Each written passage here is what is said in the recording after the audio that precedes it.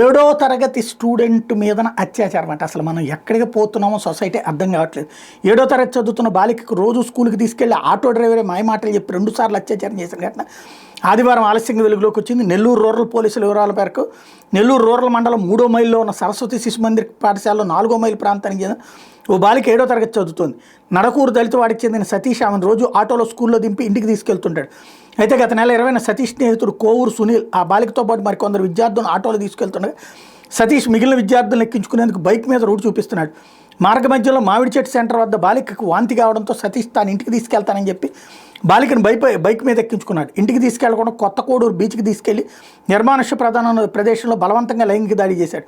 అనంతరం మరో స్నేహితుడు తీసుకొచ్చిన బైక్పై నరుకూరు సెంటర్కి చేరుకున్న సతీష్ అక్కడి నుంచి బాలికను ఆటోలో ఎక్కించుకుని కోడూరు బీచ్కి వెళ్లే దారిలో కాలువగట్టు వద్ద నిర్మానుష్య ప్రాంతంలో మరోసారి అత్యాచారం చేశాడు.